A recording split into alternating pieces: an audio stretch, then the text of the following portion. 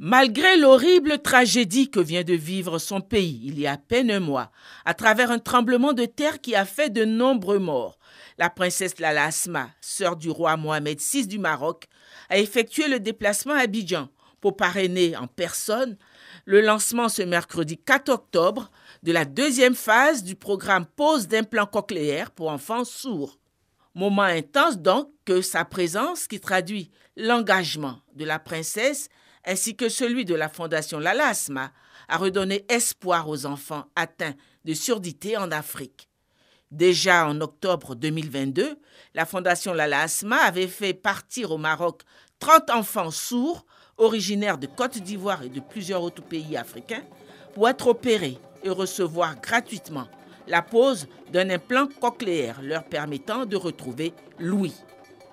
La deuxième édition du programme Uni, on s'entend mieux, initié par la Fondation Lala Asma, se déroule cette année 2023 à Abidjan, dans les locaux de l'hôpital Mère-Enfant de la Fondation Children of Africa de la première dame Dominique Ouattara.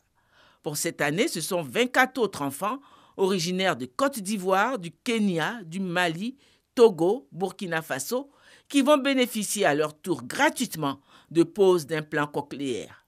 Dans le cadre de ce programme, la Fondation Lala Asma a fait venir du Maroc 5 professeurs de médecine.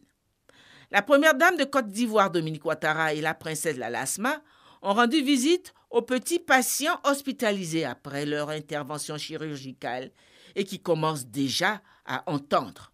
La Fondation Lala Asma vient aussi de faire don à l'hôpital Mère-Enfant de matériel opératoire de grande précision pour permettre à cet établissement hospitalier de pointe d'effectuer sur place la pose d'implants cochléaires.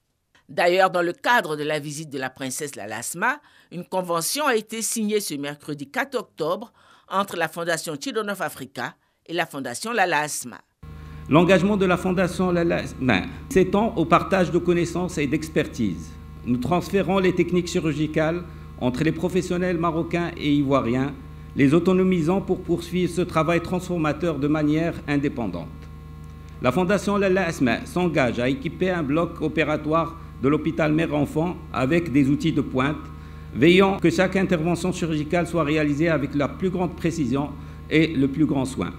L'activité qui nous réunit ce jour aura un impact majeur dans l'amélioration de la santé des enfants et adolescents. En effet, le dépistage et la prise en charge des problèmes de surdité de ces enfants vont favoriser leur scolarisation, leur socialisation et renforcer leur développement harmonieux ainsi que leur épanouissement.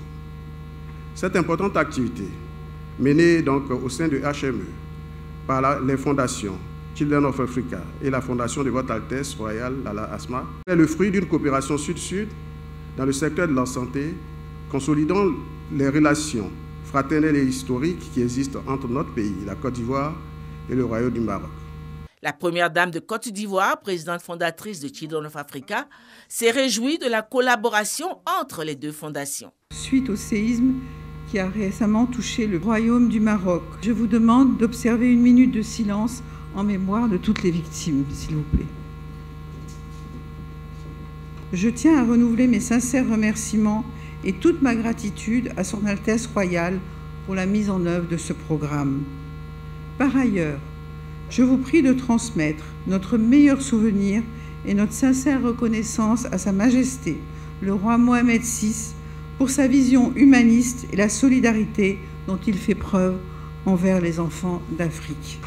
J'exprime également toute ma gratitude à Sa Majesté pour son importante contribution à la construction de cet hôpital qui rend d'énormes services à la population.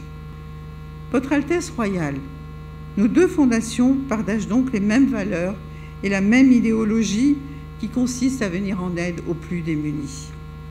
La convention qui vient d'être signée ce jour et qui permettra à l'HME de recevoir à terme 100 implants cochléaires en est la manifestation concrète. Et je me réjouis qu'ensemble, nous parvenions à lutter contre la surdité des enfants défavorisés, cette déficience physique qui peut avoir de graves conséquences sur le développement psychosocial, affectif et intellectuel de nos enfants.